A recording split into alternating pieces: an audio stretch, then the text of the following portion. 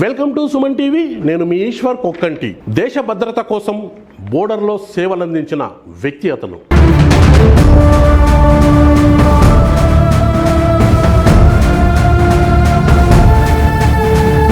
పదవి విరమణ అనంతరం స్వగ్రామానికి వచ్చిన అతను పేరుకుపోయిన అవినీతి అక్రమాలపై కూడా సైతం పోరు సాగిస్తున్నారు.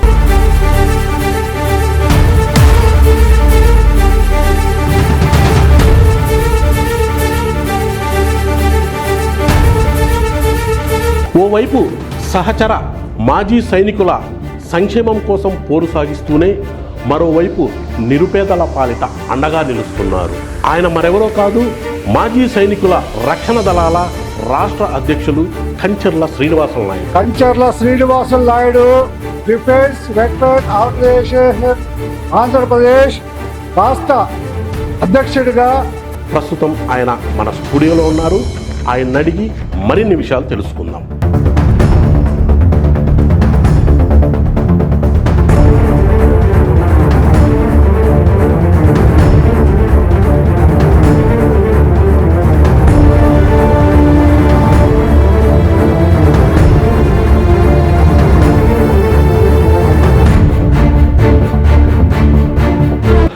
నమస్తే కంచర్ల శ్రీనివాసులు నాయుడు గారు. నమస్తే ఈశ్వర్ గారు. బాగున్నారా? బాగున్నా సార్. ముందుగా మీరు మాజీ సైనికుల రక్షణ దళాల రాష్ట్ర అధ్యక్షులుగా ఎన్నికైన శుభ సందర్భంగా సుమన్ టీవీ తరఫున మీకు ప్రత్యేక అభినందనలు తెలుపుతున్నాం. ధన్యవాదాలు. ఇప్పుడు కంచర్ల శ్రీనివాసులు నాయుడు అంటే మదనపల్లి డివిజన్లో తెలియని వారంటూ ఎవరూ లేరు. అయితే కోట్ల మంది అభిమానులు ఉన్న సుమన్ టీవీ వ్యూవర్స్ కోసం మీ కుటుంబ నేపథ్యం వివరాలు కాస్త వివరించగలరా? నాకు ఫాదరు మదరు. మా ఫాదర్దేమో మున్నటి నాయుడు, ఆయన చనిపోయాడు. మదరు శాంతమ్మ చనిపోయారు. నా మిస్సెస్ కృష్ణవేణి. మా ఇద్దరు పిల్లలు మసూదన్ నాయుడు, కంచర్ల చింటూ అంటే సాయి చరణ్. ఇద్దరు పిల్లలు. Okay okay. ప్రాపర్ మదనపల్లేనండి? ప్రాపర్ మదనపల్లె. ఇప్పుడు మీరు దేశ సేవ కోసం ఎప్పుడు ఎలక్ట్ అయ్యారు? ఎప్పుడు మీరు బార్డర్కి వెళ్ళారండి? నేను 1982లో జాయిన్ అయ్యాను. 1999 రిటైర్డ్ అయ్యాను. 17 ఇయర్స్ సర్వీస్ చేశాను. 17 సంవత్సరాలు. ఏం చేసేవాళ్ళండి మీరు బార్డర్లో అంటే ఈ ఆర్మీ అంటే ఎలాంటిదంటే ప్రతి ఒక్కరు అంటే దాంట్లో ఆర్మీలో వివిధ రకాల ట్రేడ్స్ ఉంటాయి.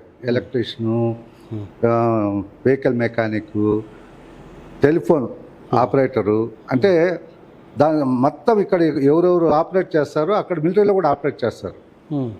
అంటే వీళ్ళంతా సైనికులుగానే అందరికీ ఒకే డ్రెస్. ఆ కులం ఉండదు, కులం అనేది ఉండదు ఆర్మీలో. ఒకటే డ్రెస్. దాంట్లో నీ కులము నా కులము అని తెలియదు. తర్వాత ట్రైనింగ్ ఉంటుంది ప్రతి ఒక్కరికి. 6 months ట్రైనింగ్ ఉంటుంది. ఆ ట్రైనింగ్ పీరియడ్లో అందరూ వెపన్ ట్రైనింగ్, డ్రిల్, పెరడ్ ప్రతి ఒక్కటి నేర్పిస్తారు. తర్వాత వాళ్ళ ట్రైనింగ్ ఉంటుంది. ఏ ట్రేడ్స్ ఉన్నాయి ఆ ట్రేడ్ ట్రైనింగ్ చేస్తారు. ఆ ట్రేడ్ ట్రైనింగ్ తర్వాత పోస్టింగ్ చేస్తారు. ఓకే. అంటే ఎవరెవరికి ఏ పనుల్లో నైపుణ్యత ఉందో ఆ పనులను చేసుకుంటా ఉంటారు వాళ్ళు. మనకు భర్తీ చేసేటప్పుడే ట్రేడ్ ఇచ్చేస్తారు. ఎప్పుడైతే మనం ఎన్రోల్మెంట్ చేస్తారో అప్పుడే వాళ్ళ ట్రేడ్ అనౌన్స్ చేస్తారు. నువ్వు టెక్నికలా, నాన్ టెక్నికలా అని అనౌన్స్ చేసి గన్నరా, జీడీనా ప్రతి ఒక్క ట్రేడ్ అనౌన్స్ చేసి వాళ్ళు ఆ ట్రేడ్ ప్రకారం వాళ్ళు ఒకరు వచ్చారు గన్స్ రిపేరు, ఒకరు వచ్చి గన్ను ఫిట్టరు, అట్లా రకరకాలు ఉంటాయి.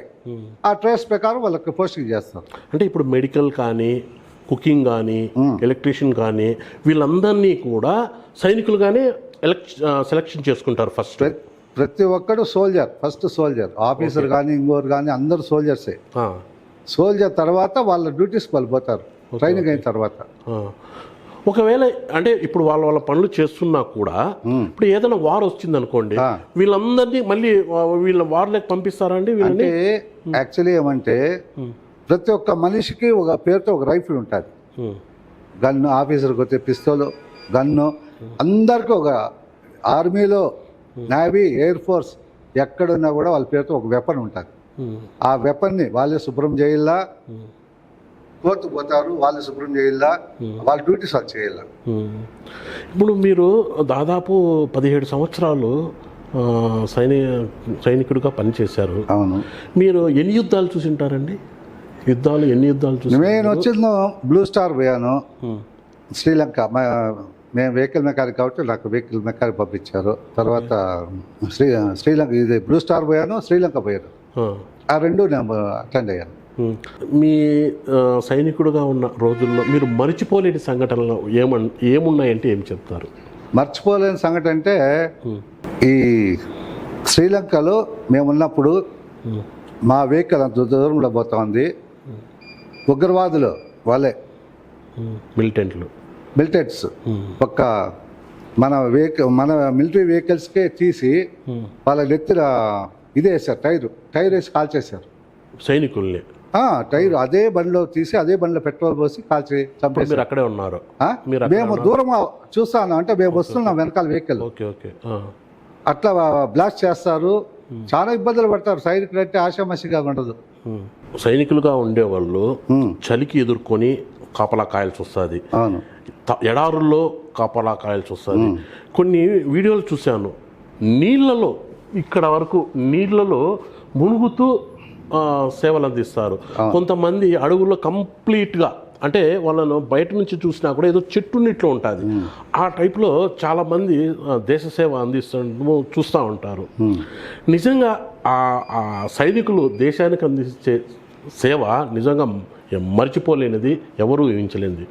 మీరు దాదాపు 15-16 ఏళ్ళ సైనికుడిగా పనిచేసిన తర్వాత మళ్ళీ మీరు ఇక్కడికి వచ్చారు, మదనపల్లికి వచ్చారు. మదనపల్లికి వచ్చిన తర్వాత ఇక్కడ చాలా పోరాటాలు సాగించారు. ఎందుకు మీరు ఇక్కడ అంత స్థాయిలో పోరాటాలు సాగించాల్సిన పరిస్థితి ఎందుకు వచ్చిందండి? అంటే యాక్చువల్లీ వచ్చింది, నేను రిటైర్డ్ వచ్చిన, నాకు 1,10,000 రూపాయలు డబ్బులు వచ్చినాయి. 1,10,000 మా నాన్న ఏమన్నా అంటే, రే డబ్బులు వచ్చినాయి కదా, మా చుట్టాల అబ్బాయి వాడికి ఒక 60,000 డబ్బులు ఇవ్వన్నాడు. ఇచ్చాం. మాకు అంత నాలెడ్జ్ ఉండదు, మిలిటరీ ఉండదు, నాలెడ్జ్ ఉండదు. ఆయన ఏం చేశాడంటే ఒక తప్పుడు సర్వే నెంబర్ రాసి డాక్యుమెంట్ ఇచ్చాడు మాకు. డబ్బులు అడిగితే కోర్టుకు పోయా. మీ ల్యాండ్కి సంబంధించి ఆయన ల్యాండ్ రాయించాడు, అప్పు తీసుకొని ఆయన ల్యాండ్ రాయించాడు, సర్వే నెంబర్ వేసి. కానీ ఆ సర్వే నెంబర్ తప్పు రాశాడు. ఎవరు? అప్పు తీసుకున్న వ్యక్తి. ఓకే. తప్పు రాసి డబ్బు అడిగితే మళ్ళీ కోర్టుకు పోయా. 3 కోర్టులో పోయినా, 3 కోర్టులు నేను ఓడిపోయా. ఎందుకంటే మోసం చేశాడు ఆయన భూమి, డబ్బు తీసుకున్న వ్యక్తి ఆ భూమి ఆయన సొంత భూమి సర్వే నెంబర్ ఇలా వేరే వాళ్ళ సర్వే నెంబర్ వేశాడు. ఇక్కడే మన పక్క గ్రామం, ఎందుకు పేరు చెప్పుకుంటే కూడా నాకు అవమానం ఉంటుంది. తర్వాత 3 కోర్టులు పోయా, నా మీద ఈపీ తెచ్చాడు ఆ వ్యక్తి. డబ్బు ఇచ్చి నేను ఈపీ తెచ్చా. అందుకనే దేశంలో ఉండే, రాష్ట్రంలో ఉండే సైనికులకు అన్యాయం జరగకూడదని నేను మదనపల్లిలో శాంపుల్గా నిరూపించా ఈ అవినీతి మీద పోరాటము. అందుకే చేస్తున్నా. అంటే మీరు దాంతోనేనా మీరు ఇక్కడ మదనపల్లి డివిజన్లో సైనికుల సంక్షేమ యూనియన్ స్థాపించింది? ఆ ప్రేరణతోనేనా మీరు స్థాపించారు? అంటే ఆ ప్రేరణ అనే కాదు, అందరూ రిటైర్డ్ వస్తారు సైనికులు. ఎక్కడ ఏ ఆఫీస్లో పోయినా కూడా మాజీ సైనికులకి మర్యాద అంటూ ఉండదు, మర్యాద ఇవ్వరు. ఎందుకంటే ఒక వ్యక్తి చనిపోతే గాన ఎవరు సోల్జర్, ఆ రోజు అధికారులు అందరూ వస్తారు, రాష్ట్ర ప్రభుత్వం అంతా కలుగుతుంది, అంతా మేళతాళాలు, బ్యాండ్ బాజా బలంగా ఊరేగింపు చేస్తారు. ఆ రోజుకి అయిపోయా. అదే యుద్ధంలో ఆయన చనిపోతాడు, మేమంతా ఉంటాం, అందరూ యుద్ధంలో పాల్గొంటారు. మేము ఎక్స్ సర్వీస్ మ్యాన్. ఆయన దురదృష్టవశాత్తు ఆయన చనిపోయాడు. మేము అదృష్ట కొద్దీ వచ్చాం, రిటైర్డ్ వచ్చాం. మేము చావకుండా వచ్చాం. మాకు ఎందుకు గౌరవం ఇవ్వరు? ఎవరు? అధికారులు. ఇప్పుడు ప్రజాప్రతినిధులైనా ఇస్తారా? ప్రజాప్రతినిధులైనా మీకు గౌరవం ఇస్తారా అండి? కొంతమంది ప్రజాప్రతినిధులు ఇస్తారు, అరే దేశానికి సేవ చేస్తాడు. అందరూ కూడా అధికారుల్లో కూడా కొంతమంది ఉంటారు నాకు తెలిసి. అందరూ సైనికులు అంటే ఎవరైనా కూడా గౌరవిస్తారనుకుంటా. నాకు తెలిసి కూడా వాళ్ళలో కూడా కొంతమంది ఇట్లా సైనికులు అంటే గౌరవం ఇవ్వకపోవచ్చు నా అనుకుంటున్నాను. యాక్చువల్లీ నాకు రేషన్ కార్డు వచ్చి ఇది ఇచ్చారు ఫస్ట్. అప్పుడు నేను కలెక్టర్ గారు కలిశాను. నా పే స్లిప్ చూపించాను. నేను వచ్చేప్పుడు తక్కువే పే స్లిప్ చూపించా. సార్ ఇది సార్, నేను ఒక రిటైర్డ్ పర్సన్, నాకు ఈ కార్డు ఇచ్చారు, ఈ కార్డుతో నేనేం చేయాల అంటే ఆయన ఏం చేశాడంటే లేలే వైట్ కార్డు తీసుకొని ఇచ్చారు. నేను వైట్ కార్డులో ఉన్నా. స్టిల్ నేను వైట్ కార్డు బియ్యం తీసుకుంటున్నా. అంటే సైనికుడికి, ప్రతి ఒక్క సైనికుడికి రేషన్ కార్డు ఇస్తే కదా రాష్ట్ర ప్రభుత్వానికి మేము చంద్రబాబు నాయుడు గారు లోకేష్ గారు కానీ పవన్ కళ్యాణ్ గారు కానీ మేము తల వంచి ప్రమాణం చేస్తాము, మర్చిపోము కూడా. ఎందుకంటే దేశం కోసం పనిచేసిన వాళ్ళకి ఇక్కడ రాష్ట్ర ప్రభుత్వం ఒక బస్సులో కానీ ఫ్రీ లేదు. మహిళలకు బస్సు సౌకర్యం పెట్టడం మంచిది కార్యక్రమం. మేము దేశం కోసం ఎన్నో పోరాటాలు చేసే బార్డర్లో అసలు ఇప్పుడన్నా సెల్ ఫోన్స్ ఉన్నాయి. మేము ఉన్నప్పుడు సెల్ ఫోన్స్ లేవు, ఏమి లేవు. మనిషి మా ఇళ్ళలో అమ్మా నాన్న చనిపోతే గాన లెటర్ వచ్చేది, 1 నెల తర్వాత లెటర్ వచ్చేది. అంటే ఇక్కడ దాన క్రియలు ప్లస్ మధ్యలో ఇవి అన్నీ జరిగిపోతాయి కార్యక్రమాలు. అంత ఘోరమైన లైఫ్ అనిపించి వచ్చాం. మాకు ఇక్కడ రాష్ట్ర ప్రభుత్వాలు, ఏ రాష్ట్ర ప్రభుత్వాలు కూడా సరైన సదుపాయాలు కల్పించలేని రాష్ట్ర ప్రభుత్వాలు కోరుతున్నారు. కాదు సార్, ఇప్పుడు మీరు మీరు దేశంలో సేవలు అందిస్తూ పదవీ విరమణ పొందిన తర్వాత మీకు యాక్చువల్లీ ప్రభుత్వము 5 ఎకరాల భూమి ఇవ్వాలన్న ఒక జీవో ఉంది కదా సార్? అవును. ఇది పూర్తి స్థాయిలో ఇంప్లిమెంట్ అవుతుందా? అంటే పదవీ విరమణ పొందిన ప్రతి సైనికునికి ఈ 5 ఎకరాల భూమి వస్తుందా సార్? యాక్చువల్లీ 5 ఎకరాలు భూమి కావాలంటే రెవెన్యూ అధికారులకి ఎవరైతే డబ్బు లంచం ఇస్తారో వాళ్ళకి 5 ఎకరాలు కూడా కొంతమందికి ఇచ్చారు. మిగతా వాళ్ళకి నాకు ఒక కుంట స్థలం ఇవ్వాల. ఎందుకంటే యాక్చువల్లీ నాకు 2.5 ఎకరా ప్రపోజల్ చేశారు కింద. మీకు కూడా ఇవ్వలేదు 5 ఎకరాలు? నాకు ఇవ్వాల. అవునా? ఇంత పోరాటం చేసి నాకు ఇవ్వాల. నేను కాళ్ళు వేలు పట్టుకొని అందరిని అధికారులను చేసుకొని, అప్పుడు ఒక ఎంఆర్ఓ గారు ఉన్నారు, వాళ్ళ పేరు కూడా మేము చెప్పదలుచుకోలేదు. నాకు వచ్చింది 1,10,000. 2 లక్షల రూపాయలు అడిగితే ఏది భూమి ఇచ్చేకి అంటే జన్మభూమి కమిటీ ఆ రోజు నైట్ నేను ఇంకొక శ్రీరాములు ఒక ఆయన ఉన్నాడు, ఇంకొక ఆయన, ఇద్దరము 2.5 ఎకరా అప్లై చేసాం. 2 లక్షల రూపాయలు లంచం అడిగారు. మేము ఇవ్వాలా. నేను లంచం ఇవ్వని దానివల్ల నాకు పని కాల, లేకపోతే నేను చేసుకునేవాడిని. దేశం కోసం సేవ చేశాము, రూపాయి కూడా లంచం ఇవ్వను. నా దగ్గర ఇన్ని డాక్యుమెంట్స్ ఉన్నాయి అప్లై చేయలేదు, చట్టం తెలుసు నాకు, అయినా కూడా చేసుకోలే. ఏ రోజు లంచం లేకుండా నాకు పని చేస్తారో ఆ రోజు తీసుకుంటా. జరుగుతుందంటారా సార్? ఇప్పుడు జరుగుతుందంటారా పరిస్థితి? జరుపుకుంటే ఇట్లా పోతాం. అంటే ఇప్పుడు మామూలుగా పదవీ విరమణ పొందే ప్రతి ఒక్కరికి అంటే ఒక ల్యాండ్ ఏనా, అలాగే మీకు నాకు తెలిసి ఉద్యోగాల్లో కూడా రిజర్వేషన్ అనేది ఉంటుంది. కానీ అదన్నా పూర్తి స్థాయిలో అమలు అవుతుందా సార్? అదన్నా యాక్చువల్లీ ఒక సైనికుడు 18-19 సంవత్సరాలకి ఆర్మీలో చేరుతాడు. అప్పటికి ఆయనదే డిగ్రీ అయిపోయింది. 10th ఇంట్రో ద్వారా, 10th ఇంట్రో లేదా డిగ్రీ సెకండ్ ఇయర్. నేను డిగ్రీ సెకండ్ ఇయర్లో పోయాను. ఓకే. అట్లా వెళ్ళిపోతారు ఎక్కడికి, సర్వీస్కి. అక్కడ పోయినాక మేము రిటైర్డ్ అయినప్పుడు 15 ఇయర్స్ సర్వీస్ చేస్తే వాళ్ళు గ్రాడ్యుయేషన్ సర్టిఫికేట్ ఇస్తారు. Okay okay. 15 ఏళ్ళు ఎవరు సేవ చేస్తే వాళ్ళకు ఒక గ్రాడ్యుయేషన్ సర్టిఫికేట్ ఇస్తారు. ఆ గ్రాడ్యుయేట్ సర్టిఫికేట్ సెంట్రల్ గవర్నమెంట్లో పనిచేస్తుంది. ఓకే. అంటే రైల్వేకి కానీ బ్యాంకులకు కానీ రైల్వే చాలా దానికి పనిచేస్తుంది. రాష్ట్ర ప్రభుత్వాలు దానికి గౌరవం ఇలా.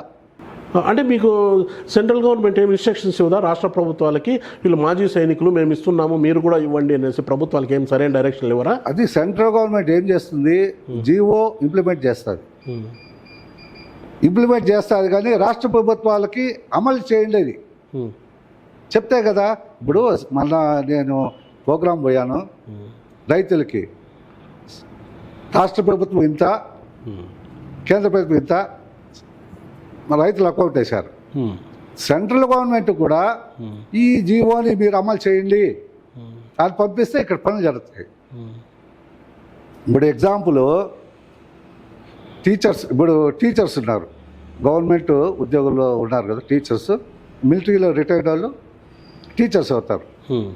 వాళ్ళకేమంటే పే ఫిక్సేషన్ అంటారు. పే ఫిక్సేషన్ అంటే మేము మిలిటరీలో 15 సంవత్సరాలు చేస్తుంటే 15 ఇంక్రిమెంట్స్ ఇవ్వాలి. అంటే సివిల్లో ఒక టీచర్ 15 ఏళ్ళు సర్వీస్ ఉంటారు కదా, ఆయనకి ఈక్వల్గా మేము పోతాం. పే ఫిక్స్ చేసేది సివిలియన్స్ కాదు, ఇది మిలిటరీ వాళ్ళకి. మొన్న కూడా మేము చిత్తూరు పోయిచ్చాం ఆఫీస్కి, పోతే పే ఫిక్స్ చేయమంటే ఏదో కహాలు చెప్తారు, చేయరు. కఠినంగా ఇవి చేయాల. ఇప్పుడు మీరు అంటున్నారు నేను ఇన్నేళ్ళ సర్వీస్ చేశాను, ఇంత సర్వీస్ చేస్తున్నాను, ఇప్పటికీ కూడా నాకు భూమి ఇవ్వలేదు, అధికారులు లంచం అడిగారు అనేసి అంటున్నారు కదా.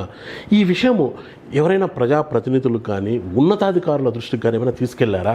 మస్తుగా తీసుకెళ్ళా. ఏమన్నారు వాళ్ళు? ఇక డబ్బు ఇవ్వండి పని చేస్తారు కదా, వాళ్ళకి డబ్బు ఇస్తే కదా పని చేసేది అంటారు. ఎవరు? అధికారులు, ప్రజాప్రతినిధులు? ప్రజాప్రతినిధులు ప్రతి ఒక్కరు చెప్తారు, వాళ్ళకి ఏదో ఇచ్చేస్తే పని చేస్తారు కదా అంటారు. మీకు కూడా, సైనికులకు కూడా? అవును, వాస్తవము యథార్థము. ఇంత దౌర్భాగ్యం ఇంకా ఎక్కడా లేదండి. ఒక మాజీ సైనికునికి అతనికి హక్కుగా రావాల్సిన భూమికి కూడా లంచం అడుగుతున్నారంటే ఏమనాలా వీళ్ళని? ఇప్పుడు యాక్చువల్లీ రాష్ట్ర ప్రభుత్వం ఏం చేస్తుంది, అటువంటి అవినీతి అధికారులపై మీరేం ఏం పోరు సాగించలేదా? మేము సాగిస్తానే ఉన్నాం కదా, ఎన్నో ఇప్పుడు మదనపల్లి మీరు చూసే ఉంటారు, ప్రతి ఒక్క దాని మీద పోరాటం చేస్తాం. వాళ్ళు అవినీతి చేస్తే మేము తొక్కుతా ఉన్నాం. మేము బార్డర్లో చేసే పని ఇక్కడే చేస్తున్నా. బాధ అనిపించట్లేదా? చాలా బాధ. ఏళ్ళు సేవ అందించింది మీరు అక్కడ దేశంలో, సేవ అందించి ప్రాణాలు ఒడ్డి చలికి వానకి సేవలు అందించిన మీకు రావాల్సిన కనీస హక్కులు కూడా రాకపోగా ఇక్కడ వాళ్ళు లంచం అడుగుతుంటే బాధ అనిపించదా? ఇప్పుడు రాష్ట్ర ప్రభుత్వం 5 ఎకరాలు పొలం ఇస్తా అని చెప్పారు కదా, 5 ఎకరాలు ఇవాళ వాళ్ళ దగ్గర ల్యాండ్స్ ఉన్నాయో లేదు, కనీసం ఒక్కొక్కరికి 2 కోట్ల స్థలం ఇస్తే కదా ఈ రాష్ట్ర ప్రభుత్వానికి మేము సైనికులతో రుణపడి ఉంటాము. ఆ 2 కోట్లు కూడా మనము వెబ్ ఆప్షన్ పెడతారు, ఏది ఈ నిరుపేదలకు ఇస్తారు కదా, దాంట్లో అప్లై చేయాలని పోతాం. దాంట్లో ఎక్స్ సర్వీస్ మ్యాన్ కోటాను పెడితే కన్నా మేము అప్లై చేసుకుంటాం. మనిషికి ఇప్పుడు 1,10,000 మంది ఉన్నాం రాష్ట్రంలో. ఎవరు ex service mens? Ex service 1,10,000 మంది ఉన్నాం. ఓకే. సర్వీస్ పర్సన్స్ 20,000 మంది ఉన్నారు. 1,10,000 మందికి 2 కోట్లు ఇస్తే కన్నా మేము, అంటే మీరు అనేది మాకు 5 ఎకరాలు వద్దు, కనీసం 2 కుంటలు ఉన్నాయి అదనివ్వండి, న్యాయమే. అది కూడా ఇవ్వలేదా? అది కూడా ఇవ్వలే కదా. ఒక కంప్యూటర్లో ఫీడ్ చేస్తా అట్లా వచ్చేయాల ఎక్స్ సర్వీస్ మ్యాన్ అని. హౌస్ ట్యాక్స్ ఎగ్జామ్షన్ ఉంది, పవన్ కళ్యాణ్ గారు చెప్పారు హౌస్ ట్యాక్స్ ఎగ్జామ్షన్ ఉంది. కానీ నాకు 30,000 బ్యాలెన్స్ వస్తా ఉంది. నేను శ్రీదాస్ మినిస్టర్ గారు ఇల్లు కొన్నా, ఆ ట్యాక్స్ మొత్తం కట్టేశా, ఆయన ట్యాక్స్ కట్టేశా.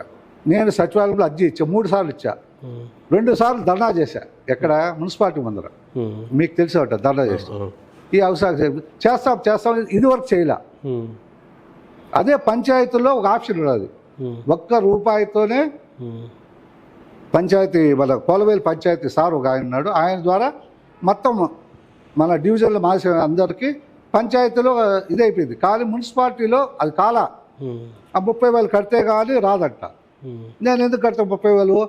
నేను ఇల్లు కొనకముందు మాజీ సైనికుడు, ఇప్పుడు సైనికుడు, ఇప్పుడు మాజీ సైనికుడే. నేను ఎందుకు కట్టను? ₹1 కట్టని చెప్తా. వాళ్ళకి ఆప్షన్ ఎప్పుడు వస్తుందో తెలదు, అంతవరకు నేను కట్టను, డబ్బు కట్ట. అంటే మీకు ఇప్పుడు రేషన్ కార్డు కూడా మీరు అర్హులు కాదా? అర్హులు కాదని చెప్తాది కదా, ఎక్స్ సర్వీస్ మ్యాన్ అర్హులు కాదంటుంది కదా రేషన్ కార్డు కూడా. అంటే నేనేమనుకుంటున్నానంటే మీకు ఒక కార్డు ఇస్తారు, అంటే మీకు సామాన్లు తీసుకోవడానికి మీకు ఒక క్యాంటీన్ ఉంటుంది కదా, దాంట్లో మీకు దాదాపు సబ్సిడీతోనే సరుకులు ఇస్తారు కదా, ఆ నేపథ్యంలోనే మీకు బియ్యం కార్డు ఇవ్వరేమో అని నేను అనుకుంటున్నాను. దీంట్లో వాస్తవం ఉందంటే? వాస్తవంగా మాకు బెంగళూరు క్యాంటీన్, బెంగళూరులో బస్తాలకు బస్తాలు 20 బస్తాలు 20 కేజీలు 30 కేజీలు ఇవ్వరు బియ్యం. కొన్ని వస్తువుల మీద సబ్సిడీ ఇస్తున్నారు, ఏది తక్కువ ఇస్తున్నారు. సోపులు అవి తీసుకుంటాం. నాకు వచ్చేది, నేను రిటైర్డ్ 30 ఏళ్ళు అయిపోయా, నాకు వచ్చేది పెన్షన్ వచ్చి 35,000 వస్తుంది ఇప్పుడు, 35,000. నా పిల్లలు చూసేదా, నా భార్యకు చూసేదా, నా ఇంటికి చూసేదా, నా వ్యక్తిగత ఖర్చులు చూసేదా, ఎన్ని ఉంటాయి చెప్పండి? ఖచ్చితంగా. నాకేం వేరే ఉద్యోగం లేదు కదా. అవును. ఏదైనా ప్రభుత్వం ఏదైనా ఉద్యోగం ఇచ్చింటే నేను ఏమైనా చేయొచ్చు. రేషన్ కార్డు ఇచ్చేదానికి ఏమవుతుంది? కోటీశ్వరులు రేషన్ కార్డులు పెట్టుకున్నారు, మాజీ సైనికులకు ఇచ్చేది ఏమవుతుంది? ఈ విషయం ఎప్పుడైనా మీరు తీసుకెళ్లారండి? అది తీసుకెళ్ళా. యాక్చువల్లీ నా వంతు సాయంగా మా యూనియన్లో వాళ్ళకి చాలా మందికి పోరాట చేయించా, వైట్ కార్డు. కొంతమంది చేయించా, ఇబ్బంది అన్న వాళ్ళు చేయించా. ఇప్పుడు మీరు ఉద్యోగాల నుంచి విరమణ పొందే వాళ్ళకి, మీరు ఉద్యోగాలు విరమణ పొందుతానంటే మీ స్థాయికి తగ్గట్లు ప్రభుత్వ ఉద్యోగాలు అంటే అటు సెంట్రల్లో కానీ స్టేట్లో కానీ అవకాశాలు ఉంటాయి, ఎక్స్ మిలిటరీ కోటాలో. ఏమి దాన్ని ఎందుకు మీరు యూజ్ చేయలేకపోతున్నారు? అంటే మీకు పోస్టు లేకనా, లేకపోతే ఉండే పోస్టుకు మీరు అర్హులు కాదనా? ఏం జరుగుతుంది ఇంతకు ఆడ? 1996 ఆంధ్రప్రదేశ్ ప్రభుత్వము ఉత్తర్వులు జారీ చేసింది. 1996 బుక్ గైడ్లైన్స్. దాంట్లో ఏం చేసిందంటే జనరల్ అడ్మినిస్ట్రేటివ్ డిపార్ట్మెంట్ మిగతా శాఖలు పంపించండి.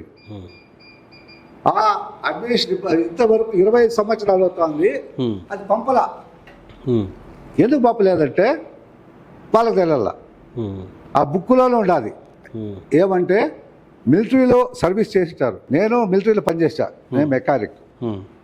ఇదే 1996 ఇది కానీ వీళ్ళు ఆ డిపార్ట్మెంట్ కానీ బయట తెచ్చింటే కన్నా మాకు ఉద్యోగాలు వచ్చేది. ఎందుకంటే నేను ఆర్టీసీలో మెకానిక్ అట్లా వచ్చేది. అంటే వివిధ రకాల నైపుణ్యాలు ఉండేవాళ్ళు ఉన్నారు డిఫెన్స్లో.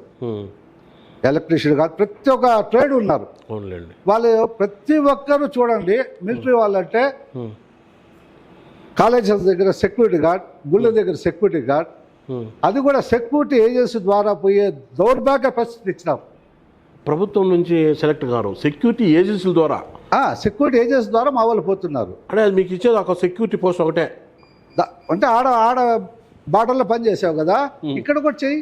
ఇప్పుడు మీరు మామూలుగా బోర్డర్లో మీరు మెకానిక్గా పనిచేస్తామంటున్నారు కదా, ఇక్కడ అప్లై చేశారా? ఇక్కడ ఎక్కడైనా మీరు నాకు అప్లై చేయడానికి ఆస్కారం ఉంటే కదా వాళ్ళ. ఇప్పుడు యాక్చువల్లీ మాకు రిజర్వేషన్ ఉండాల 2%. మాకు డిప్లొమా ఉండాలి, నాకు సర్టిఫికేట్ ఇచ్చారు. దీంట్లో ఆప్షన్ లేదు కదా. సివిల్ డిప్లొమా చేసిన వాళ్ళు కూడా అది మిలిటరీ. మళ్ళీ ఎందుకు 2% పెట్టిండేది వీళ్ళు? ఎవరు? ప్రభుత్వాలు. ఇప్పుడు యాక్చువల్లీ కర్ణాటకలో 10% పెట్టింది రిజర్వేషన్. ఆడన్న ఇంప్లిమెంటేషన్ కరెక్ట్గా ఉందా? జరుగుతూ ఉంది.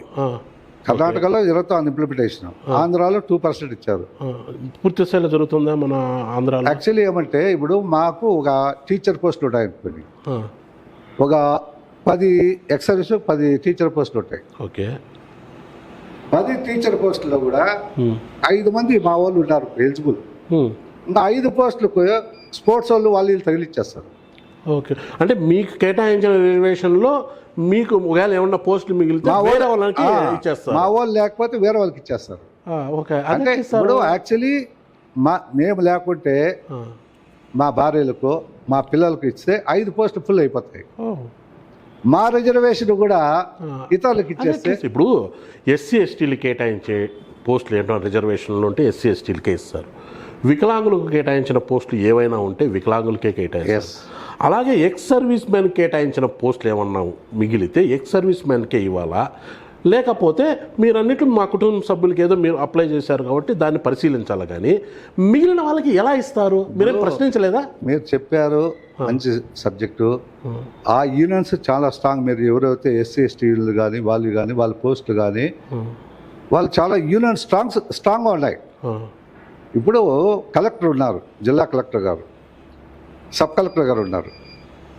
ఎస్సీ ఎస్టీలు వారికి మానిటరింగ్ సెల్ ఉండదు, మీటింగ్ పెడతారు. మీ సమస్యలు ఏమన్నాయని. మాజీ సైనికులు ఏమన్నా చూశారు మీరు? మానిటరింగ్ కమిటీ సమావేశం ఎక్కడ చూసారా? లేదు. మాకు పెట్టాలా వద్దా? మా సమస్యలు వినాలా వద్దా? నేను మొన్న మీ ప్రమాణ స్వీకారానికి వచ్చాను. అక్కడ తెలుగుదేశం పార్టీకి సంబంధించిన ఒక మాజీ ఎమ్మెల్యే భర్త రాటకొండ బాబురెడ్డి గారు మాట్లాడుతూ అసలు మాజీ సైనికులే ఒక సంక్షేమ సంఘాన్ని ఏర్పాటు చేసుకోవడం అంత దౌర్భాగ్యం ఏమీ లేదు. అసలు మీరు ఎక్కడికి పోయినా సగౌరవంగా పిలిచి మీ పనులు చేయాల్సిన బాధ్యత ఉంది. కానీ మీ సమస్యల కోసం కూడా మీరు ఒక సంక్షేమం పెట్టి పోరు సాగించడం నాకు చాలా బాధగా ఉందని ఒక మాట అన్నారండి. నిజంగా మీరు చెప్పేదాన్ని పట్టి చూస్తే ఈరోజు మీ సమస్యల కోసం కూడా మీరు మామూలు వాళ్ళకంటే ఎక్కువ పోరాటం సాగించాల్సి వస్తుంది. అన్న బాబురెడ్డి అన్న చాలా మంచి మాట చెప్పారు. నాకు కూడా ఆ రోజు మనసు కలిసివేసింది, చాలా బాధ అయింది.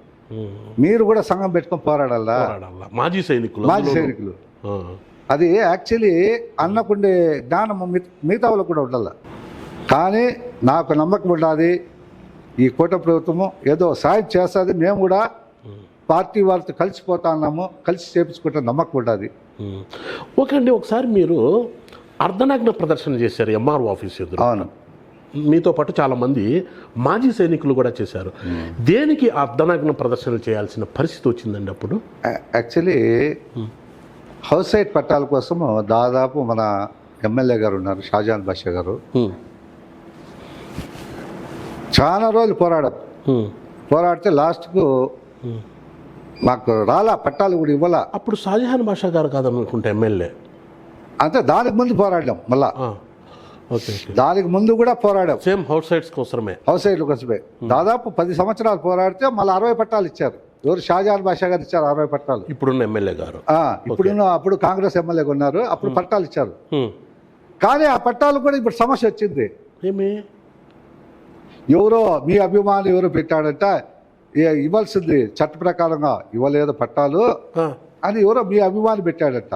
ఆ పేరు ఊరు లోకాయుక్తాలు పెట్టారట. అదే పేరు ఊరు లేని వాటిని పట్టించుకోకూడదని ఒక జీవో కూడా ఉంది. అవును, వాళ్ళు పట్టించుకొని ఆకాశరామన్ ఉత్తరాలను పట్టించుకోకూడదని ఒకటి ఇది కూడా ఉంది. అవును, దాన్ని పట్టించుకొని మీరెందుకు దాన్ని కట్టలేదు, కన్స్ట్రక్ట్ చేయలేదు, అది ఇది చెప్పారు. యాక్చువల్లీ మా వాళ్ళకి పట్టాలు ఇచ్చినప్పుడు సబ్స్టేషన్ కట్టారు, పెద్ద సబ్స్టేషన్ అక్కడ వెంకటకోటలో. అక్కడ ఇచ్చారా మీకు? దాని పక్కన ఇచ్చారు 60 మందికి. ఆ పెద్ద పెద్ద బండరాళ్ళు, ఎన్ని బండరాళ్ళు అంటే దాదాపు 8 months ఎత్తల వాళ్ళు. సదర్ కాంట్రాక్టర్ మీద నేను కేసు పెట్టాను. కేసు పెడితే మళ్ళీ బండరాలు తీశారు. చాలా సమస్యలు పడ్డాము. మా వాళ్ళు కట్టుకోలేదు. ఎందుకు వాళ్ళు వీలేమనేది 6 నెలల లోపల కట్టుకోవాలట. సమస్యలు వీళ్ళే క్రియేట్ చేస్తారు, నిన్న మా మీద వేస్తారు. ఇది రెవెన్యూ వాళ్ళ పరిస్థితి. ఇప్పుడు మీరు మామూలుగా ఓవైపు మాజీ సైనికుల సంక్షేమం కోసం పోరాడుతూనే కొన్ని ప్రజా సమస్యల మీద కూడా పోరు సాగించారు. ముఖ్యంగా ఏదో ఒక బ్యాంకో ఒక ప్రైవేట్ సంస్థ చాలా మందిని మోసం చేసిందని దాని మీద మీరు ఒక్కరే నిలబడ్డారు. అంటే ఏంటి అంటే మామూలుగా మీరు ఎక్స్ సర్వీస్ మ్యాన్ మీదనే పోరాడతారు అని అందరూ అనుకుంటారు, దాని మీదనే పోరాడతారు. ఈ ప్రజల సమస్యలను కూడా మీరు వాళ్ళ సమస్యల మీద కూడా పోరు సాగించాలని ఎందుకు అనిపించింది? ఎందుకు పోరాటం చేస్తున్నారు? బ్యాంక్ అంటే అగ్రిగోల్డ్ అని ఉంది. అగ్రిగోల్డ్ 3 రాష్ట్రాల్లో ఉంది. అక్కడ మా సుబ్బారెడ్డి అని మా ఎక్స్ సర్వీస్ ఉన్నాడు. ఆయన ఈ కార్లకు సీట్లు కవర్లన్నీ అమ్ముతా అంటాడు. ఆయన 25 లక్షలేమో ప్రజల దగ్గర తీసి ఏజెంట్గా కట్టాడు. ఓకే. నేను ఒకరోజు అక్కడ కూర్చొని టీ తాగుతున్నా. టీ తాగుతా అంటే ఇద్దరు వచ్చి గలీజ్ మాటలు తిట్టారు ఆయన్ని. నా డబ్బు పెట్టియా, అగ్రిగోల్డ్తో నాకేం పని, నువ్వు పెట్టు. సరే ఏమి రెడ్డి నాకు విచారించాను. ఇట్లా సార్ నేను మోసపోయాను, వాళ్ళు కట్టి నేను చేతులు కట్టాల్సి వస్తాను, నువ్వు కట్టద్దు కదా అని విజయవాడ తీసుకెళ్ళా. విజయవాడకి వెళ్ళాం. విజయవాడకి వెళ్తే ఆయన డబ్బు ఉండే వ్యక్తి, ఆవాస్ గోపాల వాళ్ళు ఎవరో ఉన్నారు, ఒక టీం ఫ్యామిలీ అంతా. ఏంపా మా మిలిటరీ అయింది, అది సెటిల్ చేసి మీకు గౌరవం ఉంటుంది చెప్పారు. ఇలా రోడ్లోనే పడుకున్నాం, విజయవాడ నడి రోడ్లో పడుకున్నా. మళ్ళీ వచ్చారు, చెక్కులు రాయించారు. చెక్కులు రాయించి నేను చెప్పిన చెక్కులు కానీ బౌన్స్ అవుతే నీది అద్దాల మేడ, నాది రాయి చెప్పొచ్చా. చెక్ బౌన్స్ అయ్యాయి. మళ్ళీ 2 సార్లు 3 సార్లు ఫోన్ చేసాం, లిఫ్ట్ చేయాల. అగ్రిగోల్డ్ ఆఫీస్ కూడా టెంట్ వేసాం.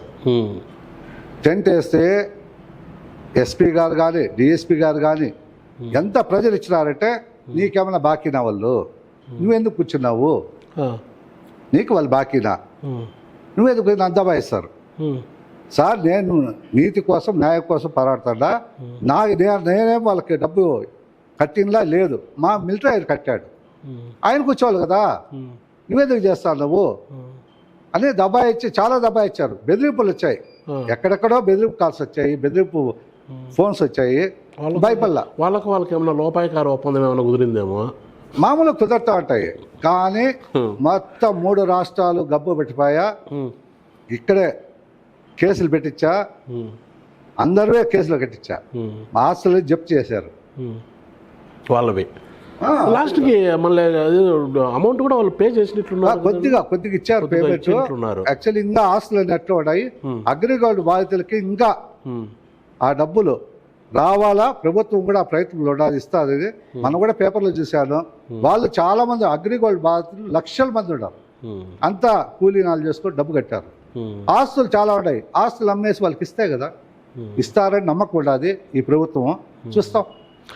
అలాగే ఇప్పుడు మీరు ఆ నిమ్మనపల్లి రూట్లో ఏమో ఈ శ్మశాన స్థలం కోసం కూడా చాలా పోరాటం సాగించారు. నాకు తెలిసే అధికారుల స్థలం అంటే హిందూ శ్మశాన వాటిక కేటాయించాలని చాలామంది స్థలం లేక కాలువల్లోన చెరువుల్లోన వేసుకుంటున్నారు, దానిపైన కూడా పోరాటం చేశారు. నాకు తెలిసి దానికి సంబంధించి కొంత ల్యాండ్ కూడా ఇచ్చారు, కొంచెం వివాదం కూడా అయింది. ఏమో దాని పరిస్థితి ఏమండేది? అది యాక్చువల్లీ మా ఫ్రెండ్ శ్రీనివాసరాజు అని వాళ్ళ తాత గోవింద స్వామి అని ఉన్నాడు, ఆయన చనిపోయాడు, రిటైర్డ్ ఎస్ఐ. మన రంగారెడ్డి బైకాడ పోయి పూడ్చారు ఆయన్ని. ఓకే, గుంత తోతాడు, నీళ్ళు వచ్చేసాడు, ఫుల్గా నీళ్ళు వచ్చేసాయి. ఆ నీళ్ళలో ఉప్పేసి పూర్తి చేశారు.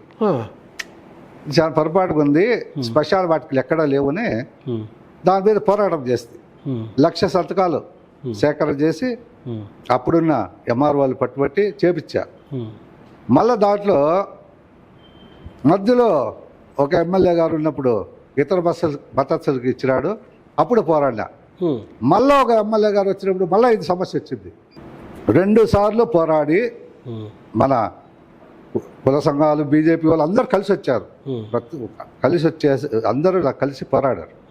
ఇప్పుడు అది 7 ఎకరాలు చాలా విలువైన ప్రాపర్టీ హిందువులకు స్పెషల్ వర్కౌట్ చేసి పెట్టాము.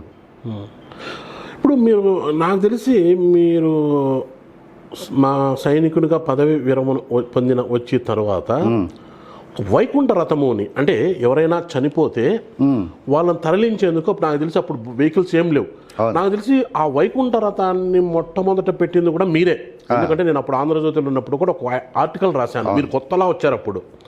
అసలు వైకుంఠ రథం పెట్టాలన్న ఆలోచన ఎలా వచ్చింది, దానికి ఇన్స్పిరేషన్ ఏంటి ఏం చెప్పండి. నేను ఒకరోజు సాయంత్రం 3:30-4 గంటలకి నా యమహా బండి ఉండేప్పుడు యమహా బండిలో పోతా అంటే సంత దగ్గర కూరగాయల మార్కెట్ పోతా అంటే ఒక లేడీ తన భర్తని రిక్షాలో పెట్టుకొని, చిన్న పిల్లలు జుట్టు ఇరబోసుకున్నారు పిల్లలు ఇద్దరు, వెనకాల దోసుకోపోతాడు రిక్షాలో ఆ చిన్న రిక్షా ఉండదు, రిక్షాలో. ఓకే, నేను వెంబడి పోయా, కూరగాయలు మళ్ళీ తీసుకున్నాం ఫస్ట్ చూద్దాము పోయా. పోతే పాపము ఆడ గుంత తువ్వి పెత్తోపులో వీళ్ళే పారాన్ని ఎత్తుకొచ్చుకున్న తువ్వి కూర్చారు పాపం. నేను విచారించా, మా ఎవరమ్మా మీరు ఏమంటే, ఇట్లా నా భర్త కాటికి ఆపరిగా అంటే ఎవరు చనిపోతే కన్నా ఉండి దాన సంస్కారాలు చేసేవైనా చనిపోయాడు, మాకు ఎవరు లేదు చుట్టాలని. అది ఆ రోజు పేపర్లో కూడా నేను చెప్పి వేయించాను, పేపర్లో కూడా వచ్చింది. తర్వాత నేను ఆ రోజు నేను డిసైడ్ అయినా, ఒక ఆర్మీలో కానీ ఎయిర్ ఫోర్స్ కానీ నేవీ కానీ ఇతర పారామిలిటరీలో కానీ చనిపోతే వ్యక్తి వెహికల్లో దానక్రియలు చేస్తారు, చాలా బాగా చేస్తారు. ఇక్కడ ఆర్మీలో కానీ బయట, అంటే ఆ వెహికల్ అంత బాగుంటుంది. నా చేతనైన సాయం అప్పుడు 1,60,000 1,70,000 కారు ఉంది, అంబాసిడర్. మీకు అందరూ తెలుసు కదా అంబాసిడర్, నా దగ్గర చాలా సంవత్సరాలు అంబాసిడర్. నాకు ఇష్టమైన బండి కట్ చేసి వైకుంఠ పేరు పెట్టి స్టార్ట్ చేశాను. ఎందుకు అంబాసిడర్ కార్నే చేయాలని? ఇప్పుడు మీరు ఎవరన్నా దాతలను అడిగి ఎవరైనా సాయం చేయని ఏదైనా వెహికల్ పెట్టచ్చు కదా, అట్లా ఎవరైనా అడగలేదా? కేవలం మీ అంబాసిడర్ కార్ని కట్ చేసి దాన్ని ఆల్టరేట్ చేయాల్సిన అవసరం ఏమొచ్చింది? నేను యాక్చువల్లీ ఒక స్వామి దగ్గర పోయా, స్వామి దగ్గర పోతే ఇట్లా కార్యాలు చేస్తే కన్నా ఇంట్లో పెద్దలు పోతారు, చనిపోతారు అని చెప్పారు. కొంతమంది ఫ్రెండ్స్ దగ్గర పోయా చేద్దామంటే ఇట్లా పనులు మనం చేయకూడదులే, ఆ ఫ్రెండ్స్ కూడా చెప్పారు. అంటే అందుకనే వాళ్ళు వీళ్ళు ఎవరు 25 ఏళ్ల క్రితం కదా, 25 years అయిపోయాయి. 25 years back. మళ్ళా ఎందుకులే, నాకుండే వెహికలే కదా అని చాలా కష్టాలు నష్టాలు పడి ఫస్ట్లో అన్నారు, చాలా మంది విమర్శలు చేశారు. అవును, వీడికేది ఆస్తి లేదు పాస్తి లేదు, వీడు పోయి శవాల బండి పెట్టాడు. బండి పెట్టి దీన్ని మెయింటైన్ చేసేది ఎట్లా, డ్రైవర్ పెట్టేది ఎట్లా, డీజిల్ ఎట్లా అని. అవును, నాకు కూడా డౌట్ ఇచ్చింది సార్. అప్పుడు మీరు ఫ్రీగా సర్వీస్ చేశారు, అప్పుడు ఉచిత వైకుంఠ రథం. దానికి కావాలా డీజిల్ కావాలా, డ్రైవర్ మెయింటైన్ చేయాలా, ఇదంతా మీ ఓన్ అమౌంటే మీరు? అవును, నేను ఓన్గానే దాని మీద వైకుంఠ రథం అనేది ఇంట్లో శవాల డబ్బులు తిన్నారు అంటారు కదా, నిస్వార్థ సేవ చేశారు. నిస్వార్థ సేవ. ఎవరన్నా ఒకవేళ ఎవరన్నా నీ అట్లా వాళ్ళు ఎవరన్నా కానీ నా డీజిల్ 1000 రూపాయలు పెట్టి పట్టించి దాన్ని పట్టించే చెప్తా. కానీ ఎవరి దగ్గర ₹1 తీసుకొని సర్వీస్ చేయాల, ఏ సర్వీస్ చేయాల. అది మాత్రం నేను బాగా చూశాను.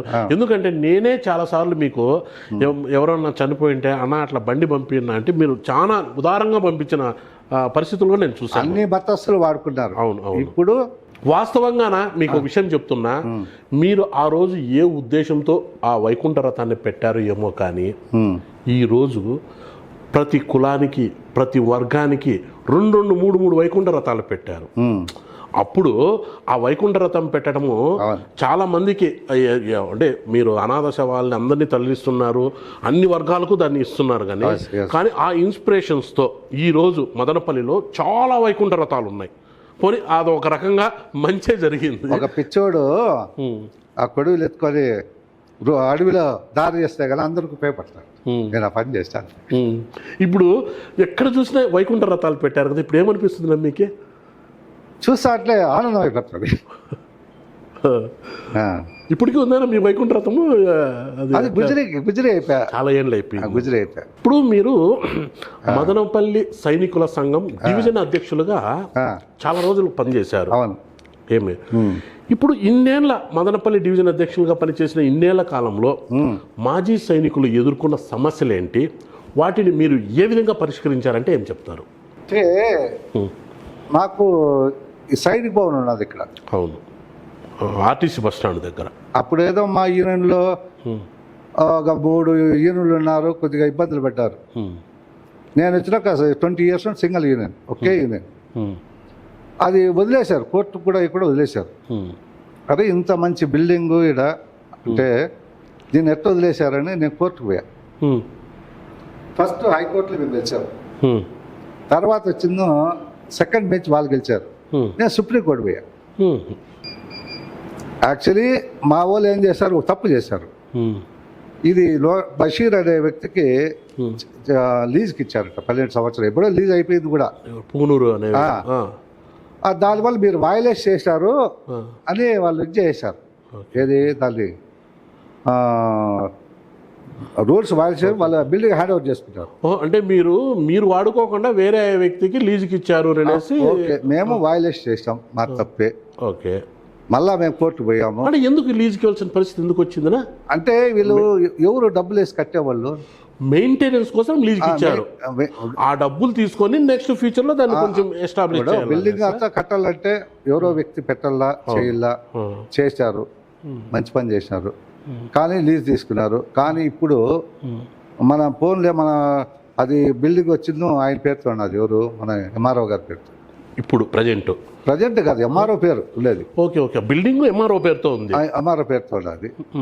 ఇప్పుడు దాదాపు 20 లక్షల రూపాయలు ట్యాక్స్ కట్టాలి దానికి, ఆ బిల్డింగ్కి. ఆ బిల్డింగ్ ఎవరు కట్టేదే? రెవెన్యూ వాళ్ళు కట్టాలా. అది కాకుండా బాడుగులు వాళ్ళు వసూలు చేశారు. ఆ బిల్డింగ్ షాప్ రూమ్స్ 50 వేశారు. షాప్ రూమ్లు 50 వేసి 1995 నుండి ఇప్పటి వరకు ఎంత బాడుగులు వసూలు అవుతాయి? 1995 నుంచి దాదాపు 30 ఏళ్ళు, 30 సంవత్సరాలు. మళ్ళీ నేను ఆర్టీ యాక్ట్లు అడిగా. ఆర్టీ యాక్ట్లు అడిగితే మా దగ్గర దానికి బిల్డింగ్కి సంబంధించిన రెంట్స్ మా దగ్గర లేవు అని ఇచ్చారు. ఎక్కడ పోతున్నాయి? అది ఎక్కడ పోతున్నాయి, యాడుంది వ్యవస్థ ఎవరు జోబులు లేకపోతున్నాయి? ఎవరు జోబులు లేకపోతున్నాయి? చెప్పండి. ఇప్పుడు మేము వైలేట్ చేస్తామంటారు, 20 లక్షల రూపాయలు మీరు ఎట్లా ట్యాక్స్ కట్టుకుంటారు బాడుగులు వసూలు చేసుకొని. మాకు అసోసియేట్కి ఇంతవరకు మీటింగ్ పెట్టుకునే స్థలం లేదు, మాజీ సైనికులకి ఎక్కడ లేదు, ఎక్కడ కానీ లేదు. అదేందన్నది విచిత్రంగా చిన్న చిన్న కాలనీలకు ఉన్నాయి కదా అసోసియేషన్లో. అవును, 600 మంది మా అసోసియేషన్. ఒక్క సెంట్ జాగా లేదు అసోసియేషన్, సెంట్ జాగా. పోరాడుతూనే ఉండం కానీ ఎవరు ఇవ్వలేదు. ఎవరు ఇవ్వాల? ఇప్పుడు మీకు ఇప్పుడు మాజీ సైనికులకు ఏమైనా సంక్షేమ సంఘం ఉందానా? ఇప్పుడు ఎస్సీ ఎస్టీ బీసీ సంక్షేమ సంఘాలు ఉన్నట్టు మాజీ సైనికుల సంక్షేమ సంఘానికి ఏమైనా ప్రభుత్వం ఒక సంక్షేమ సంఘం ఏర్పాటు చేసింది ఏమన్నా? ప్రభుత్వం ఏం చేస్తోంది? ఎందుకంటే నేను అడిగింది, ఒకవేళ మీరు ఒకవేళ ఆ సంక్షేమ సంఘం ఉంటే సెంటర్లో కానీ స్టేట్లో కానీ వాళ్ళని అప్రోచ్ అయ్యి మీరు ఏదైనా భవనం కట్టుకునేకో స్థలం తీసుకొని భవనం కట్టుకునేకో సంక్షేమ సంఘం నుంచి నిధులు తీసుకోవచ్చు. అట్లా మీకు ఏదైనా సంక్షేమ సంఘము ఉందా? సంక్షేమ సంఘం అంటే ఇప్పుడు పార్టీ ఉన్నది, వైఎస్ఆర్ కానీ టీడీపీ కానీ జనసేన కానీ పార్టీ ఉన్నాయి, పదవులు ఇస్తారు వాళ్ళకి, డైరెక్టర్ పోస్టులు అది ఏదో ఇస్తారు, వాళ్ళకి జీతాలు ఇస్తారు, నెల 30,000 40,000 జీతాలు ఇస్తారు.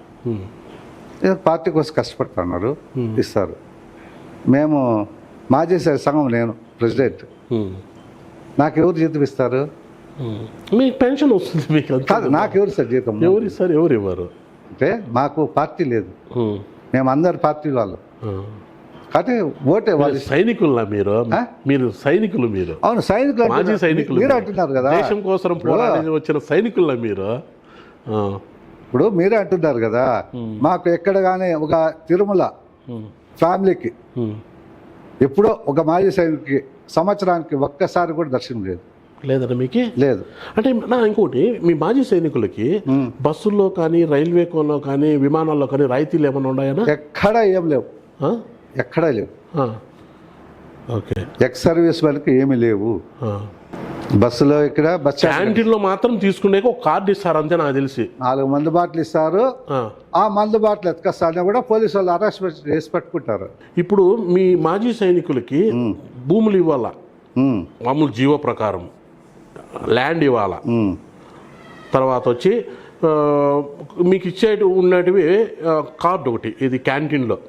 నాకు తెలిసి క్యాంటీన్లో కార్డు తప్పితే మిగతా ఏమి ఇంప్లిమెంటేషన్లు కాలేదేమో అనుకుంటున్నాను. నిజమేనంటారా? ఏమి ఒక్కటి కూడా ఇంప్లిమెంటేషన్ కాలేదు. ఫలానా చేసినామని చెప్పానండి.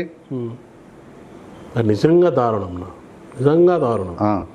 దేశానికి సేవ అందించిన మీలాంటి వారికి కనీస సౌకర్యాలు, ఇప్పుడు రిటైర్డ్ ఎంప్లాయీ అయితే ఇట్లే కొంతమంది మామూలుగా పెద్ద పెద్ద అధికారులు కూడా ఒక అసోసియేషన్ ఏర్పాటు చేసి వాళ్ళకు కూడా ప్లాట్లు ఇస్తున్నారు. అవును, పెద్ద పెద్ద ప్లాట్లు ఒక అసోసియేషన్ ఏర్పాటు చేసుకొని ఇట్లా లేదా మామూలుగా జర్నలిస్టులు మాకు కూడా ప్లాట్లు ఇస్తున్నారు. కానీ దేశానికి సేవ అందించిన మీకు ఒక ప్లాట్ కోసం ఇన్ని ఇబ్బందులు పడటము, మీకు అసలు దానికి అనర్హులు కావటం నిజంగా చాలా దారుణము. ఒకవేళ ఏమన్నా ఫ్యూచర్లో ఏమన్నా మీకు ఏమన్నా దానికి సంబంధించిన పోరాటం సాగించడం కానీ లేదా ఈ విషయాన్ని ప్రభుత్వం దృష్టికి తీసుకెళ్లే అవకాశం ఏమన్నా ఉందంటారా? వాస్తవంగా పోరాడేవాడు పోరాడి చచ్చిపోతారు.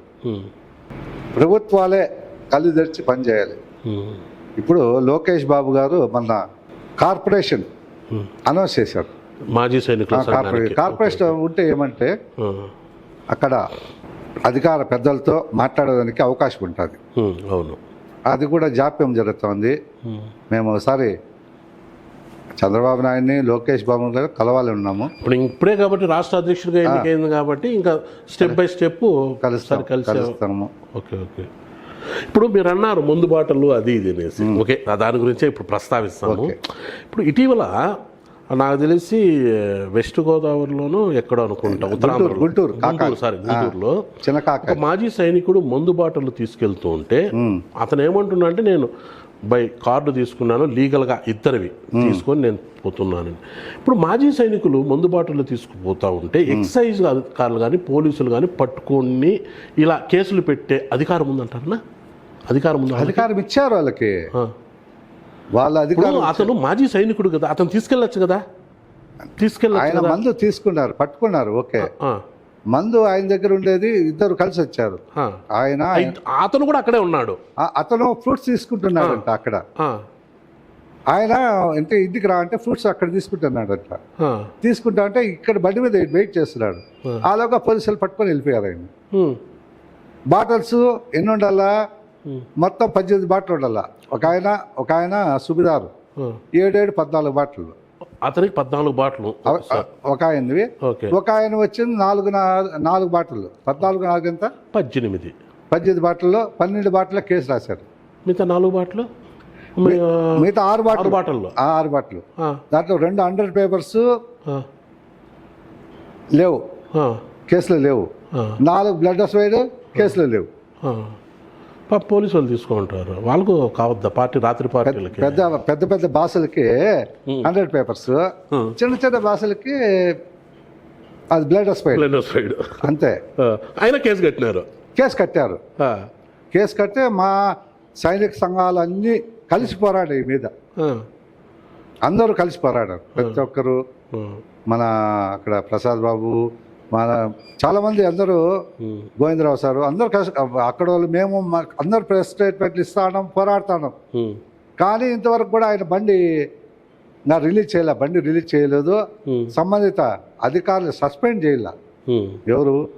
ఎవరైతే తప్పు చేశారో సస్పెండ్ చేయలే. ఒక సర్వీస్ పర్సన్ ఉన్నాడు, ఆయన రాయిచ్చాడు. కలెక్టర్ ఎంక్వైరీ చేశారు. కలెక్టర్ ఎంక్వైరీ రాయిచ్చాడు. ఈ బాటిల్స్ నావి 14, ఆయన 4, ఇద్దరు రాయిచ్చారు.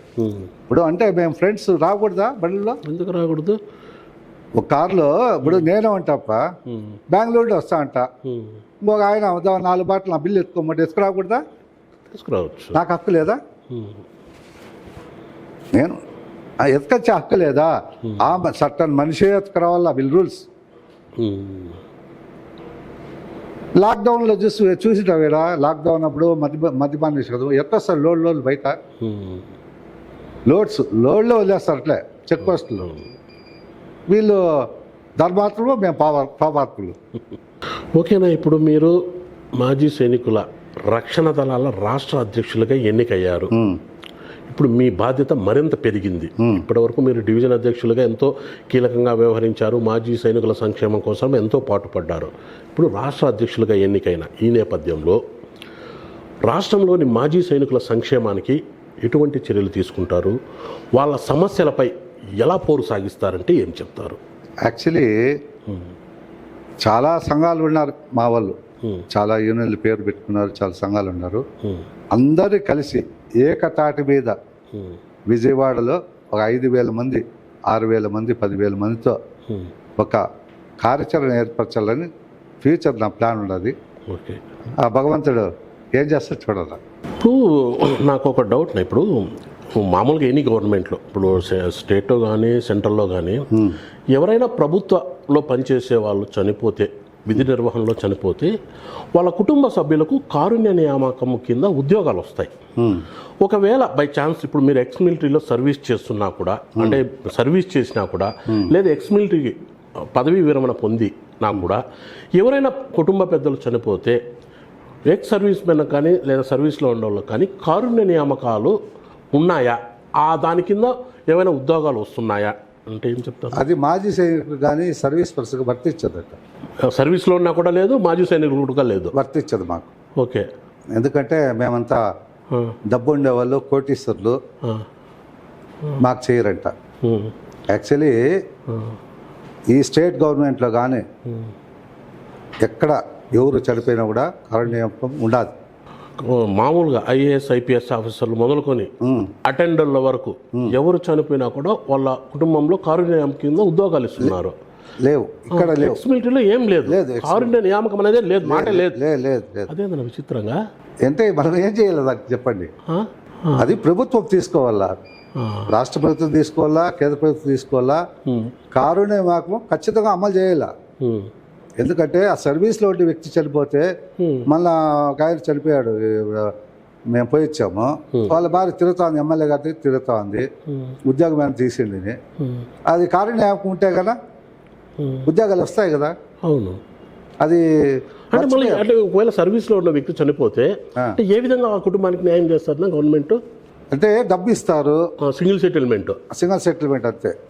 మళ్ళీ వాళ్ళకి ఫ్యామిలీకి ఉద్యోగము దయచేసి ఇస్తే ఇవ్వచ్చు, లేకపోతే లేదు. ఇవ్వాలని కారుణ్యామకం అనేది లేదు, నాకు తెలిసి లేదు. అలాగే ఇంకొకటి, ఇప్పుడు మీరు పదవీ విరమణ పొందిన తర్వాత మీరు ఇప్పుడు ల్యాండ్ అంటే మీకు మామూలుగా 5 ఎకరాల ల్యాండ్ ఇవ్వాలనుకుంటా, దానికి ఏమైనా నిర్దేశం ఇంత టైంలోనే మీరు అప్లై చేయాలా? ఒకవేళ అప్లై చేస్తే సపోజ్ మీకు ఎంతో డ్యూరేషన్ ఉంటుంది, 1 year 2 years 3 years ఉంటుంది. ఒకవేళ ఆ నిర్దేశించిన సమయంలో మీరు అప్లై చేసినా కూడా పూర్తి స్థాయిలో ఇంప్లిమెంటేషన్ ఇస్తున్నారు అంటే అర్హులైన నా పదవీ విరమణ పొందిన మాజీ సైనికులకు అందరికీ ల్యాండ్ ఇస్తున్నారా లేదా అంటే ఏం చెప్తారు? నేను 30 years అప్లై చేసి నిర్దేశిత టైంలోనే అప్లై చేశాను. అప్పుడు 1 year ఉన్నది, 30 ఏళ్ళు అయింది. 30 ఏళ్ళు అయింది కానీ ఇంతవరకు లేదు. ఇంతవరకు నాకు కుంట జాగా కానీ 5 ఎకరాలు కానీ ఎక్కడ ఇవ్వలేదు.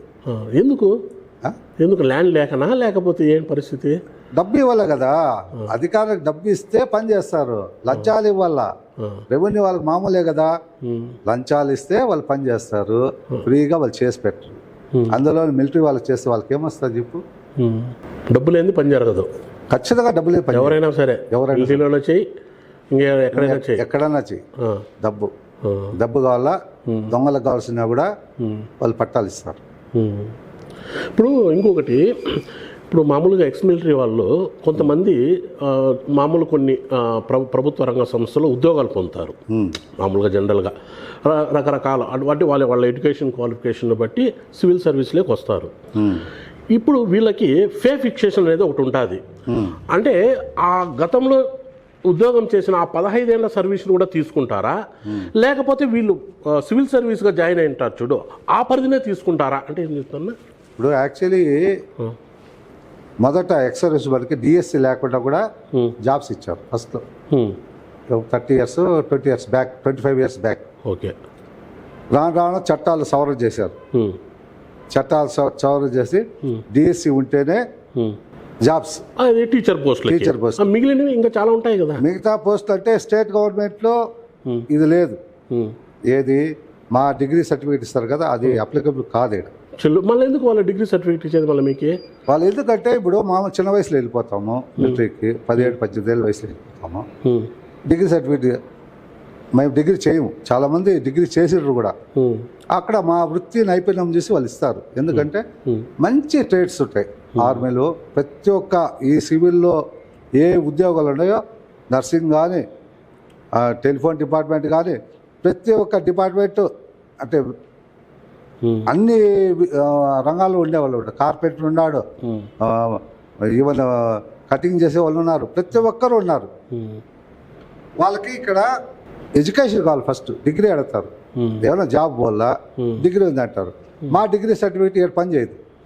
ఇచ్చిన డిగ్రీ సర్టిఫికేట్, గ్రాడ్యుయేట్ సర్టిఫికేట్ ఇస్తారు ఘనంగా, అది ఇక్కడ పని చేయదు. ఇప్పుడు ఈక్వల్ టు ఇప్పుడు గ్రాడ్యుయేషన్ ఇస్తే ఈక్వల్ టు గ్రాడ్యుయేటే కదా, అది వాల్యుబులే. కానీ సెంట్రల్ గవర్నమెంట్ పని చేస్తుంది, స్టేట్ గవర్నమెంట్లో పని చేయదు. దాంట్లో ఒకవేళ గ్రాడ్యుయేషన్ ఇచ్చేటప్పుడు మెన్షన్ చేస్తారా ఇది ఓన్లీ సెంట్రల్ గవర్నమెంట్లోనే పనిచేస్తుంది, స్టేట్ గవర్నమెంట్లో పనిచేయదు అని? దాంట్లో మెన్షన్ చేసి అట్లేం చేయలే. మళ్ళీ అట్లా చేయనప్పుడు సెంట్రల్ గవర్నమెంట్ యాక్సెప్ట్ చేయటం ఏంది, స్టేట్ గవర్నమెంట్ ఎందుకు యాక్సెప్ట్ చేయదు? అది సమన్వయ లోపం. సెంట్రల్ గవర్నమెంట్ అధికారులు ఉన్నారు, ఎవరైతే రాజకీయ నాయకులు ఉన్నారు, వాళ్ళు వీళ్ళు కలిసి వీళ్ళు దేశానికి సేవ చేశారు, కష్టాలు పడ్డారు, చాలా ఇబ్బందులు పడ్డారు అని ఒక మెసేజ్ అని వాళ్ళకి కమ్యూనికేషన్ లోపం ఉండదు. అందువల్ల ఇప్పుడు మా ఎంతోమంది ఉద్యోగాలు కోల్పోయారు. చెప్పా కదా ఇంతకుముందు కూడా, సెక్యూరిటీ గార్డ్కే పర్మిషన్ ఓన్లీ. మిలిటరీ వాళ్ళు మిలిటరీలో సర్వీస్ చేస్తే కనుక వాళ్ళు ఏ కాలేజీలో ముందర చూడు ఎక్స్ సర్వీస్, ఏ ఎమ్మెల్యే దగ్గర గన్మ్యాన్ చూడు ఎక్స్ సర్వీస్ మెన్, ఏ రాజకీయ గన్మ్యాన్ చూడు ఎక్స్ సర్వీస్, మొత్తం వాళ్ళే. అంటే ఆ చిన్న చిన్న పదవులకే, కానీ వాళ్ళ వృత్తి అంత ఒక టెక్నీషియన్ చేసి పంపిస్తారు. ఇండియన్ ఆర్మీ కానీ, ఎయిర్ ఫోర్స్ కానీ, నేవీ కానీ, ఇతర సాయుధ దళాలు కానీ, వాళ్ళకి అంత ప్రియారిటీ లేదు. ఇక్కడ ప్రియారిటీ ఇవ్వాల్సిన బాధ్యత ప్రభుత్వం ఉంది. పే ఫిక్సేషన్ 95 జీవో ఉన్నది.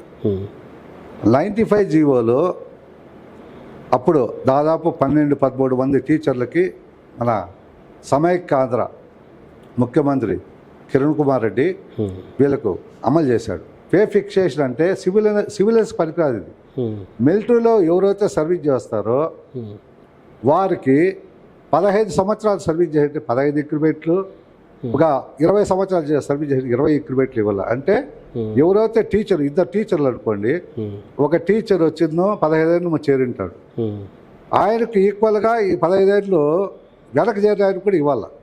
ఓకే ఓకే, ఎందుకంటే అక్కడ మిలిటరీలో పనిచేసింటారు కాబట్టి అది పే ఫిక్స్ చేయడం. అప్పుడు కిరణ్ కుమార్ రెడ్డి చేశారు, ఓకే ముఖ్యమంత్రి గారు ఆయన చేశారు. తర్వాత ఆయన రాష్ట్రం అంతా ఇంప్లిమెంట్ చేయమని చెప్పారు. ఇప్పుడు ఏమైందంటే మొన్న కూడా మేము కమల్నాథ్ రెడ్డి పల్మనేర్ అతను ఒక ఆయన ఉన్నాడు, ఆయన విషయం పోయాం. ఆయన కోర్టుకు కూడా వెళ్ళాడు, అమలు చేయలేదు. కోర్టులో ఆర్డర్ తెచ్చి కూడా కోర్టు ఆర్డర్ ఎత్తుక మేము పోయాం. నేను కొత్తకోట నటేష్ సారు, మేము మా రెడ్డి సారు, మేమంతా ఒక 5-6 మంది పోయాం. పోతే Chittoor DTO district treasury officer ఆయన ఎందుకో ఏమో మిలిటరీ వాళ్ళు చూస్తే ఆయనకు అసహ్యమో తెలీదు, ఎందుకు చేయలేదు సార్ కోర్టు ఆర్డర్ అంటే అది కావాలా ఏదో కొరి పెడతాడు. వీళ్ళు సెల్ఫ్ అఫిడవిట్ ఇస్తాడు, దానివల్ల మీకు ఇబ్బంది అవుతాయి కదా, నేను నా దగ్గర రికవర్ చేసి ఇస్తున్నాడు. ఫిక్సేషన్ పే ఫిక్సేషన్ అమలు చేయరు ఎందుకు? కొంతమంది చేస్తున్నారు, కొన్ని డిపార్ట్మెంట్లో పోలీస్ డిపార్ట్మెంట్ చేస్తున్నారు, కోర్టు డిపార్ట్మెంట్ చేస్తున్నారు. ఈ టీచర్స్ దాంట్లోనే పెండింగ్ అవుతా ఉంది. దయచేసి పే ఫిక్సేషన్ పూర్తిగా అమలు చేయండి. ఇట్లాంటి అధికారులందరినీ బార్డర్కి పంపించాలన్నా, అప్పుడు తెలుస్తుంది వాళ్ళ బాధలన్నీ. ఈ మాజీ సైనికులను ఇబ్బందులు పెట్టే అధికారులందరినీ బార్డర్కి పంపిస్తే అక్కడ ఈ బాధలు ఏంటి ఏమి అనేది వాళ్ళకి బాగా చూచాయిగా అర్థమవుతుంది. బార్డర్ కాదు, మంచుకొండల్లో, అదే మంచుకొండల్లో చస్మా అని ఉంటుంది. చస్మా అంటే వేడి నీళ్ళు వస్తూ ఉంటాయి భూమిలో, కొన్ని ఏరియాలు ఉంటాయి చస్మా. మేము చూసాం, ఇప్పుడు వాళ్ళు చూస్తున్నారు తెలదు కానీ దాంట్లో వేడి నీళ్ళు ఎత్తుకుపోతాం. బాత్రూమ్ 5 నిమిషాలు 4 నిమిషాలు పైన కూర్చుంటే కదా గడ్డకట్టిపోతాయి నీళ్ళవి. ఏది కడుక్కునే దానికి కూడా నీళ్ళు ఉండవు. అన్ని ఇబ్బందులు పడి వచ్చినాం మేము. వీళ్ళకి ఈ అధికారులు మొత్తం ఏసీల్లో కూర్చొని వాళ్ళకి తెలియదు, వీళ్ళు టూర్స్ పోతారు, ఆ టూర్స్ ఈ టూర్స్ పోతారు. వీళ్ళకి టూర్ అక్కడ పంపించాల, మంచుకొండల టూర్ పంపిస్తే వీళ్ళకి తెలిసేది ఎస్ ఇదేరా కష్టం అని. ఇప్పుడు మామూలుగా మిలిటరీలో ఈ మహిళలు కూడా ఎక్కువ మంది, ఇప్పుడు నాకు తెలిసి మహిళలు కూడా చాలా మంది మిలిటరీలో జాయిన్ అవుతున్నారు. ఇప్పుడు మహిళలకు కూడా చాలా ఇవి ఉంటాయి, హక్కులు ఉంటాయి. అంటే వాళ్ళకు మామూలుగా ప్రెగ్నెన్సీ టైంలో వాళ్ళకి ఇవ్వటం కానీ వాళ్ళకు కూడా ఇది కనీసం ఇవన్నీ అమలు అవుతున్నాయనా మామూలు అవి? యాక్చువల్లీ మహిళలు అంటే ఆర్మీ, ఎయిర్ ఫోర్స్, నేవీలో మహిళలు జవాన్లు లేరు ఇంతవరకు. ఎన్రోల్మెంట్ చేయలేదు ప్రజెంట్ కూడా చేయలే, ఓన్లీ ఆఫీసర్స్ ఉన్నారు. ఆఫీసర్స్ దీంట్లో ఉన్నారు సాయుధ దళాలు, బిఎస్ఎఫ్, సిఆర్పిఎఫ్, దీంట్లో మహిళలు ఉన్నారు. ఈ 3 ఫోర్సెస్ ఇంకా ఎన్రోల్ చేయలే. అదేంటది అది మొన్న ఆపరేషన్ సింధూర్ కేవలం మహిళలే కదా వాళ్ళ ఆఫీసర్లు కదా పోయారు. ఓకే ఓకే, ఆఫీసర్స్ పోయారు, జవాన్లకి ఇంకా ఎన్రోల్మెంట్ చేయలే. భవిష్యత్తులో ఏమైనా చేసే అవకాశం ఉందా? ఇప్పుడు సాయుధ దళాలు చేశారు సెంట్రల్ గవర్నమెంట్, ఇంకా ఏమి వాళ్ళ డిసిషన్ మనం చెప్పలేము కదా. కానీ నిజంగా ఒక మాజీ సైనికులకి ఈ పరిస్థితి రావటం, వాళ్ళ సమస్యల పరిష్కారానికి సంక్షేమం పెట్టుకోవాల్సి రావటం చాలా దారుణం. కానీ భవిష్యత్తులో మాజీ సైనికుల సమస్యలను పరిష్కరించేందుకు ఏ ప్రభుత్వమైనా రాని, అటు సెంట్రల్లో కానీ ఇటు రాష్ట్రంలో కానీ ముందరకు వచ్చి మొట్టమొదటి ప్రాధాన్యత మాజీ సైనికులకి ఇవ్వాలని సుమన్ టీవీ తరఫున మనసారా కోరుకుంటూ మరొకసారి నా కృతజ్ఞతలు, ధన్యవాదాలు.